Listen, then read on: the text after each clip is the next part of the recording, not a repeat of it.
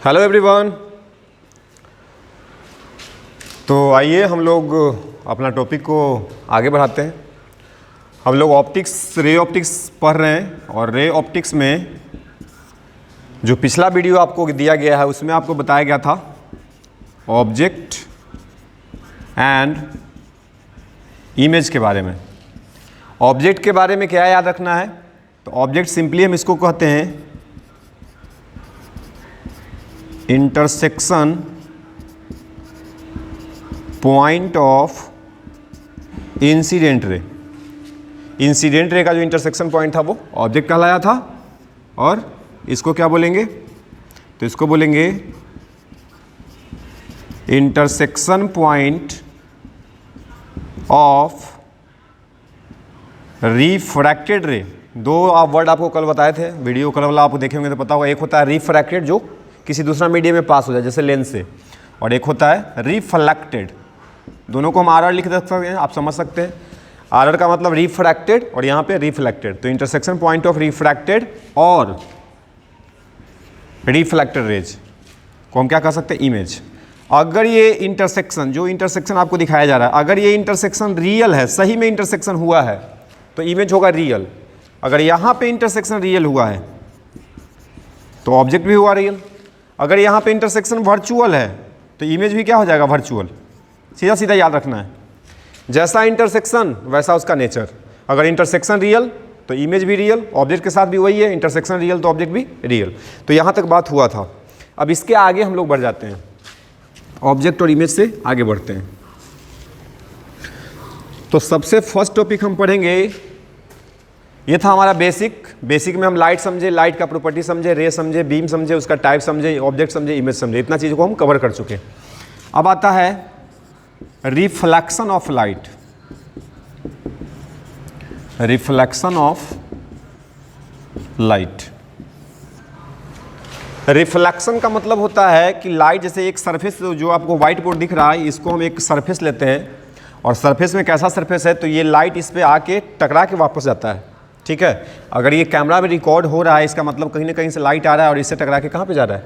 Camera में जा रहा है। इसका मतलब इससे को हम बोल सकते हैं कि लाइट इस पे पड़ रहा है और पड़ के वापस जा रहा है, टकरा के वापस जा रहा है। क्या इसके अंदर से पार हो रहा है? क्या ये ट्रांसपेरेंट है?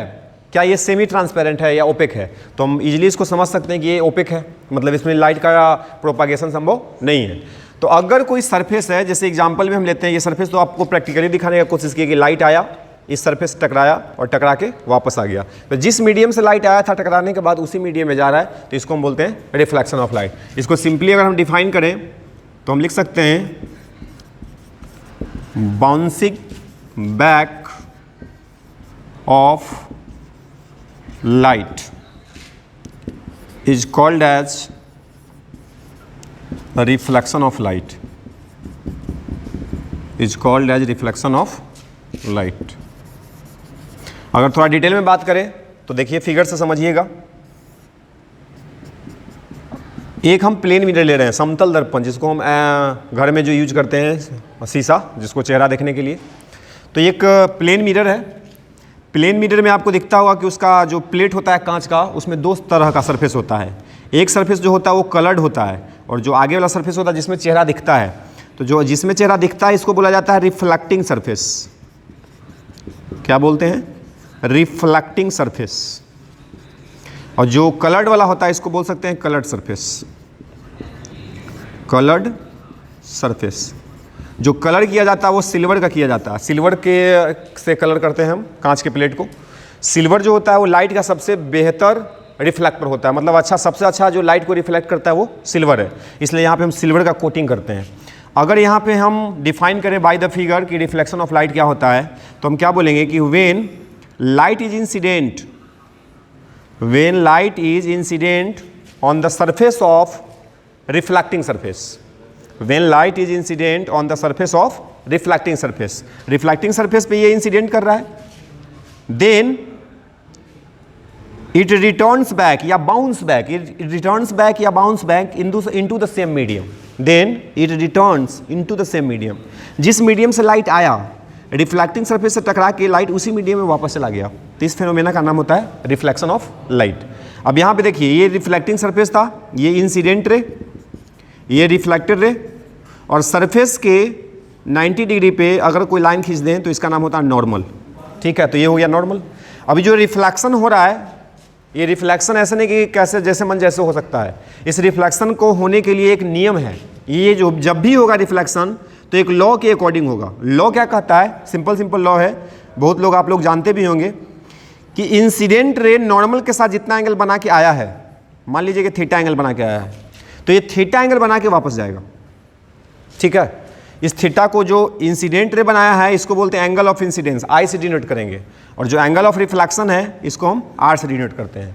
तो एक लॉ इसका क्या बन गया, अब इसको में हम आगे देखेंगे, लॉज ऑफ रिफ्लेक्शन इसको बोला जाता है। रिफ्लेक्शन आपको समझ में आया होगा, सिंपल बात है कि अगर कोई लाइट रे किसी सरफेस से टकराकर, किसी सरफेस से टकराकर अगर ठीक उसी माध्यम में वापस चल जाता है, ठीक उसी मीडियम में वापस लौट जाता है, तो उसको हम बोलते हैं रिफ्लेक्शन ऑफ लाइट। या एक लाइन में इसको बोला जाए तो सिंपल हम बोल सकते हैं bouncing back of light into the same medium is called reflection of light. अब ये रिफ्लेक्शन होता कैसे है, तो रिफ्लेक्शन का आपको डायग्राम यहाँ पे दिख रहा होगा।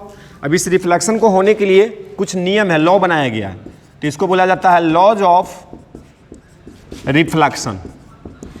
Laws of reflection, laws of reflection क्या होता है, देखिएगा यहाँ पे पहला लॉ को अगर लिखें तो बोलेंगे इंसिडेंट रे, नॉर्मल और रिफ्लेक्टेड रे, तीनों का देखिए प्लेन, ये प्लेन तो बोर्ड ही है, तो तीनों एक प्लेन में होता है, या बोल सकते हैं कि तीनों एक पॉइंट पे लाई करता है। तो यहाँ पे हम लिखेंगे incident ray, normal and reflected ray all लाई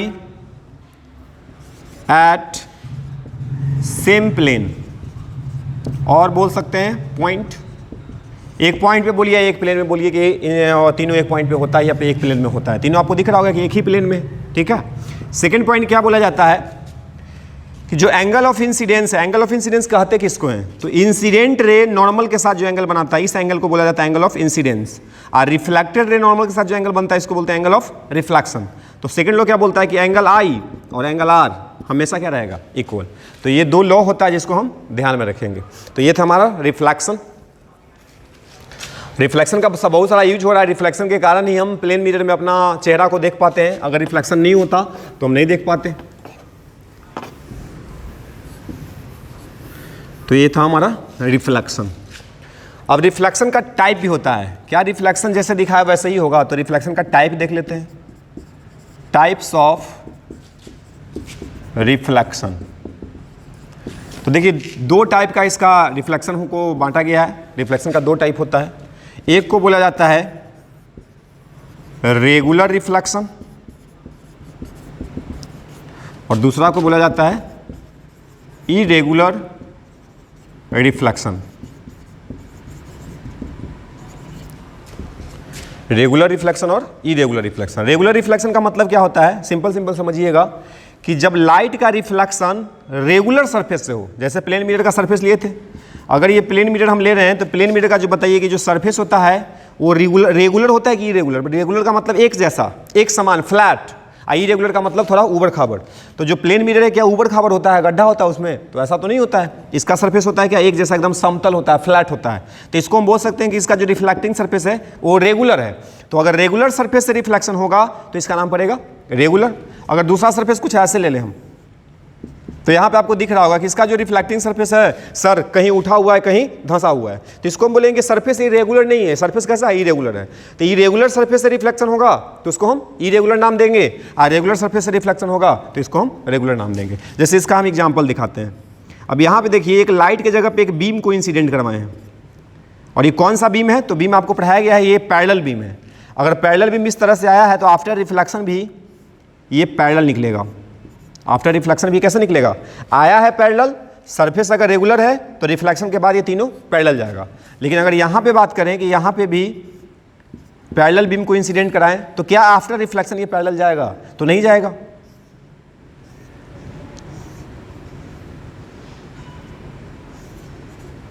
ये ऐसे जा सकता है। अब बताइए ये तीनों आया तो पैरेलल था, लेकिन तीनों पैरेलल गया है क्या, तो नहीं। तो इसीलिए इसका नाम होता है इरेगुलर और इसका नाम होता है रेगुलर। लॉज का थोड़ा बात करते हैं, जो अभी हम पढ़े थे लॉज ऑफ रिफ्लेक्शन, उसके बारे में थोड़ा सा बात कर लेते हैं। तो देखिए रेगुलर डायग्राम से ही समझिएगा। अगर हम बोलें कि इस पॉइंट का नाम P है, इसका Q है और इसका R है, यहाँ पे भी P है, Q है और R है। अगर हम बोलें कि तीनों पॉइंट का जो नॉर्मल होगा क्या वो पैरेलल होगा, तो अगर सरफेस रेगुलर है तो अगर इस तीनों पॉइंट पे अगर हम नॉर्मल बनाने का कोशिश करें तो नॉर्मल भी क्या होगा, एक दूसरे के पैरेलल होगा। अगर नॉर्मल पैरेलल है, इंसिडेंट रे पैरेलल है, तो तीनों का एंगल भी क्या होगा, इक्वल होगा। सब दोनों पैरेलल है तो इक्वल एंगल आएगा। अगर मान लेते हैं कि यहाँ पे एंगल आई है तो यहाँ पे भी आई होगा, यहाँ पे भी आई होगा। अगर ये पैरेलल निकल भी गया है, आफ्टर रिफ्लेक्शन ये पैरेलल गया भी है, तो जो एंगल ऑफ रिफ्लेक्शन होगा ये भी इक्वल होगा।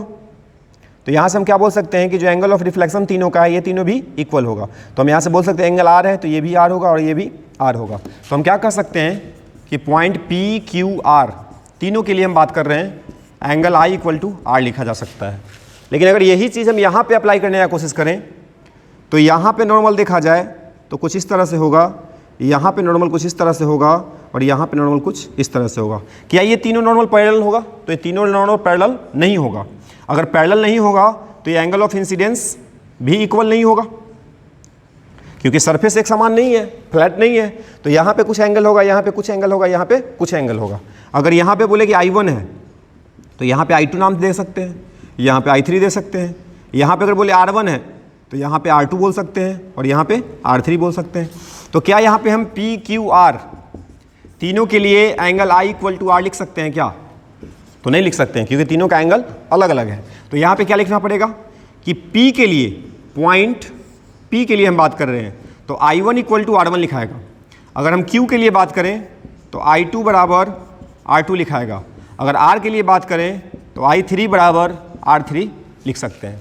तो यहाँ पे दोनों में एक इंपॉर्टेंट पॉइंट निकल के क्या आ रहा है कि अगर सरफेस रेगुलर होगा तो सब पॉइंट, जितना भी पॉइंट होगा, सब पे लॉज ऑफ रिफ्लेक्शन एक साथ हम लगा सकते हैं कि एंगल आई बराबर आर होगा। लेकिन अगर सरफेस इरेगुलर है तो यहाँ पे हर एक पॉइंट पे लॉज ऑफ रिफ्लेक्शन वैलिड है, यहाँ पे वैलिड है, यहाँ पे वैलिड है, यहाँ पे वैलिड है, लेकिन तीनों पॉइंट का अगर एक साथ देखें तो वैलिड नहीं होगा। तो याद क्या रखना है कि लॉज ऑफ रिफ्लेक्शन दोनों सरफेस के लिए वैलिड होता है, रेगुलर हो या इरेगुलर हो, लेकिन एक पॉइंट पे हमेशा। यहाँ पे तो ऑल पॉइंट पे है, क्या यहाँ पे ऑल पॉइंट पे है एक साथ? तो नहीं है, लेकिन एक पॉइंट पे तो हो रहा है। तो यहाँ पे ध्यान रखना कि लॉज ऑफ रिफ्लेक्शन हम क्या बोलते हैं कि सभी पॉइंट पे वैलिड होता है, लेकिन एक पॉइंट पे। अब जैसे और एग्जांपल इसका करते हैं थोड़ा समझने के लिए। जैसे मान लीजिए कि ऐसा एक मिरर है, इसको स्फेरिकल मिरर कहते हैं, और यहाँ से इस तरह से लाइट को लाते हैं तो ये इंसिडेंट है। अब यहाँ से लाइट टकरा के पास तो होगा नहीं, क्योंकि मिरर है, रंगा हुआ है। ये आगे वाला सरफेस होगा रिफ्लेक्टिंग, इसको रिफ्लेक्टिंग सरफेस बोला जाएगा, और जो पीछे वाला सरफेस है इसको कलर्ड बोला जाएगा कि ये कलर्ड सरफेस है। आप बताओ कि क्या ये लाइट पास कर सकता है? तो हमको दिख रहा है कि कलर्ड किया हुआ है तो पास तो नहीं करेगा, तो ये फिर से क्या होगा, टकरा के वापस आएगा। अब देखिए इस पॉइंट पे रिफ्लेक्शन हुआ, क्या ये सरफेस रेगुलर है? तो हमको दिख रहा है कि नहीं, ये कर्व जैसा है। अगर कर्व है तो इसको हम रेगुलर नहीं बोल सकते, इसका मतलब सरफेस कैसा है, इरेगुलर। अगर इरेगुलर सरफेस है तो एक पॉइंट पे अगर हम बात करें तो लॉज ऑफ रिफ्लेक्शन वैलिड होना चाहिए, तो हाँ वैलिड होगा। जिस पॉइंट पे यहाँ पे रिफ्लेक्शन हुआ है, यहाँ पे लॉज ऑफ रिफ्लेक्शन को हम वैलिड करवा सकते हैं। तो यहाँ पे देखिए इंसिडेंट रे हमको दिख रहा है, रिफ्लेक्टर रे हमको दिख रहा है, नॉर्मल हमारे पास नहीं है। तो नॉर्मल के लिए क्या करेंगे कि ये किसी न किसी स्फीयर का पार्ट है, इसका कहीं सेंटर होगा, सेंटर से एक लाइन को ड्रॉ करेंगे। सेंटर से कोई भी लाइन अगर स्फेरिकल मिरर को टच कर रहा है, ये स्फेरिकल मिरर के नाम में आएगा, डिटेल में आगे हम बात करेंगे, अभी फिलहाल हम लॉज को समझ रहे हैं कि अगर ये स्फेरिकल मिरर है, इसमें कोई लाइट आ रहा है और जिसका रिफ्लेक्शन हो रहा है, तो इस पॉइंट पे नाम मान लेते हैं कि एम है, एम पॉइंट पे हम बात कर रहे हैं। तो कोई पूछे कि एम पॉइंट पे क्या लॉज ऑफ रिफ्लेक्शन वैलिड होगा, तो बोलेंगे कि हाँ होगा। यहाँ पे हमको क्या चाहिए, तीन चीज़ चाहिए था, इंसिडेंट रे, रिफ्लेक्टर रे और नॉर्मल। नॉर्मल मेरे पास नहीं था, नॉर्मल कहाँ से मिल गया, सेंटर से। अब यहाँ से देखिए नॉर्मल के साथ जो इंसिडेंट रे एंगल बनाता है इसको एंगल आई बोलते हैं, और जो रिफ्लेक्टर रे बनाता है इसको हम एंगल आर बोलते हैं। तो हम क्या कह सकते हैं कि एम के लिए, फॉर पॉइंट एम के लिए एंगल आई और एंगल आर इक्वल होगा। ठीक है, और भी एग्जांपल देखिए। जैसे मान लीजिए कुछ इस तरह से मिरर रखा हुआ है, ये भी स्फेरिकल मिरर है, इसका सेंटर कहीं यहाँ पे होगा। ठीक है, अब इस पर कोई लाइट आया इस तरह से, इसको आगे बढ़ा देते हैं, नॉर्मल का काम करेगा। सी सेंटर से कोई भी लाइन अगर जाए, अगर मिरर को टच कर दिया, इसका मतलब ये नॉर्मल होगा। अब यहाँ से एक इंसिडेंट रे को हम लाते हैं, इंसिडेंट रे। अब यहाँ से टकरा के ये वापस चला जाएगा, क्योंकि इधर तो कलर्ड किया हुआ है तो पास तो करेगा नहीं। अब यहाँ से देखा जाए तो ये एंगल ऑफ इंसिडेंस है और ये एंगल ऑफ रिफ्लेक्शन है। पॉइंट का नाम हम ओ मान लेते हैं कि जिस पॉइंट पे लाइट इंसिडेंट हुआ है वो पॉइंट का नाम ओ है। तो दोनों लॉ, दो लॉ बताए हम आपको, इंसिडेंट रे, नॉर्मल, रिफ्लेक्टर रे, तीनों एक प्लेन में होना चाहिए। एक प्लेन में है, तीनों एक प्लेन में है। दूसरा कि एंगल ऑफ इंसिडेंस और एंगल ऑफ रिफ्लेक्शन हमेशा इक्वल होना चाहिए। अगर रेगुलर सरफेस है तो सब पॉइंट पे होगा, अगर इरेगुलर है, ये कर्व है तो इरेगुलर हुआ, तो यहाँ पे हम बोलेंगे कि पॉइंट ए पे, ओ पे वैलिड होगा। तो क्या लिख सकते हैं कि एंगल आई और आर इक्वल होगा। और भी एग्जांपल देख सकते हैं। मान लीजिए ऐसा डायग्राम है, ऐसा मिरर है, ये भी स्फेरिकल मिरर है। अगर यहाँ पे हम बात करें तो ये हमारा सेंटर होगा, ठीक है। अगर यहाँ से हम इंसिडेंट करें लाइट को, इस तरह से लाइट इस तरह से इंसिडेंट हुआ है, तो इंसिडेंट रे है, यहाँ से टकरा के लाइट बाउंस बैक करेगा, तो यहाँ पे भी बोल सकते हैं कि एंगल आई और एंगल आर इक्वल होगा। तो हम क्या बोलेंगे कि एंगल और आई और आर इक्वल होगा। तो रिफ्लेक्शन क्या है, उसका लॉ क्या है और कैसे हमको लगाना है, ये सब हमारा काम आएगा, आगे पढ़ेंगे जैसे जैसे चैप्टर, ये सब ज़रूरत पड़ेगा। इसलिए हम एग्जाम्पल में आपको समझा दे रहे हैं कि रेगुलर रिफ्लेक्शन किसको कहते हैं और इरेगुलर रिफ्लेक्शन किसको कहते हैं। तो उम्मीद करते हैं कि रिफ्लेक्शन आपको क्लियर हुआ होगा। अब इससे थोड़ा आगे बढ़ते हैं। अगला टॉपिक है हमारा मिरर। अगला टॉपिक है हमारा मिरर। मिरर किसको कहते हैं? अभी जो हम प्लेन मिरर का बात कर रहे थे, स्फेरिकल मिरर का बात कर रहे थे, अब उसी को डिफाइन करते हैं कि मिरर है क्या। तो मिरर को सिंपली बोला जाएगा कि it is a piece of glass, it is a piece of glass which having one colored surface and one reflecting surface। Simple लिखा हुआ है क्या कि मिरर किसको कहते हैं? तो it is a piece of glass, glass का, कांच का एक पीस होगा, टुकड़ा होगा, जिसके पास एक कलर सरफेस होगा और एक रिफ्लेक्टिंग सरफेस होगा। ठीक है, सिंपल। मिरर किसको कहेंगे? कांच का टुकड़ा जिसके एक तरफ पे क्या हुआ, पॉलिश किया हुआ रहेगा, और दूसरा सरफेस होगा उसका रिफ्लेक्टिंग होगा, तो उसको हम बोलेंगे कि मिरर है। अब मिरर का टाइप देखते हैं, तो यहाँ पे लिख देते हैं types of mirror, types of mirror. तो मिरर का मेनली दो कैटेगरी है। पहला को बोला जाता है प्लेन मिरर और दूसरा को बोला जाता है स्फेरिकल मिरर। स्फेरिकल मिरर, दो तरह का मिरर होता है, एक प्लेन मिरर होता है और एक स्फेरिकल मिरर होता है। अब ये दोनों को डिटेल में समझ लें कि प्लेन मिरर किसको कहेंगे। तो हम प्लेन मिरर को ये ऐसा डिफाइन कर देते हैं, यहाँ से इसको बोलेंगे it is a piece of flat glass. Flat का मतलब समतल, it is a piece of flat glass. अब फ्लैट ग्लास सरफेस तो कलर्ड होगा तभी इसको मिरर कहेंगे। तो इसको हम कैसे डिफाइन करेंगे? It is a piece of flat glass which having one colored surface and one reflecting surface। देखिए डेफिनेशन सेम है। अगर प्लेन नाम है तो यहाँ पे हम बोल देंगे फ्लैट ग्लास होगा, प्लेन ग्लास होगा। तो प्लेन ग्लास का अगर टुकड़ा है, उसका एक सरफेस कलर है, एक सरफेस रिफ्लेक्टिंग है, तो उसका नाम प्लेन मिरर होगा। अगर स्फेरिकल मिरर का बोला जाए तो इसको बोला जाता है कि it is a piece of hollow spherical glass. It is a piece of hollow spherical glass, और फिर साथ में जोड़ेंगे which having one colour surface and one reflecting surface, then this is called as spherical mirror. तो spherical mirror आएगा तो क्या बोलना है कि it is a piece of hollow spherical glass, याद रखिएगा hollow spherical glass which having one colour surface and one reflecting surface, then this is called as spherical. आप प्लेन का वो अगर बोलेंगे तो क्या बोलेंगे कि it is a piece of flat glass. अब एग्जाम्पल से समझते हैं कि किसको कहते हैं, फिगर से देखिएगा। तो अगर फ्लैट का बात बोलें तो फ्लैट इस तरह से दिखा सकते हैं। देखिए तो एक कांच का एक ऐसे प्लेट रखा हुआ है, जैसे हम हाथ रख रहे हैं वैसे एक प्लेट है, जैसे दीवार पे एक मिरर टंगा होता है। तो इसका जो ग्लास होता है वो समतल होता है, फ्लैट होता है। इसका एक सरफेस कलर कर दिए, पॉलिश कर दिए, और आगे वाला सरफेस क्या है, रिफ्लेक्टिंग है। तो इसका नाम हो जाएगा कि ये प्लेन मिरर है। ठीक है। अगर स्फेरिकल मिरर का बात करें तो देखिए, मान लीजिए कि एक हॉलो स्फेयर है, ठीक है, इसको हम एक हॉलो स्फेयर मान के चलते हैं कि हॉलो स्फेयर है। हॉलो स्फेयर का मतलब खोखला, कांच का ये गोला है लेकिन खोखला है। हॉलो का मतलब क्या होता है कि सॉलिड नहीं होना चाहिए। और इसी का एक टुकड़ा अगर हम काट लें और इसको हम कलर कर दें, देखिए तो ये मिरर बन गया कि नहीं। तो ये स्फेरिकल मिरर स्फेयर का ही पार्ट है ना, स्फेयर का पार्ट है, इसलिए इसका नाम क्या है, स्फेरिकल मिरर है। अगर इधर से एक टुकड़ा को कट कर लें और इधर से हम कलर कर दें तो इसको भी क्या बोलेंगे कि स्फेरिकल है। तो स्फेरिकल मिरर अगर देखा जाए, स्फेरिकल मिरर तो स्फेरिकल मिरर को बोलेंगे हम कि स्फेरिकल मिरर दो टाइप का होता है, एक ये वाला होगा और एक ये वाला होगा। अब देखने पहचानने का तरीका बिल्कुल क्लियर होना चाहिए। स्फेरिकल मिरर में देखिएगा कि किसका रिफ्लेक्टिंग सरफेस उठा हुआ है, तो इसका दिख रहा है कि रिफ्लेक्टिंग सरफेस उठा हुआ है और इसका रिफ्लेक्टिंग सरफेस धंसा हुआ है।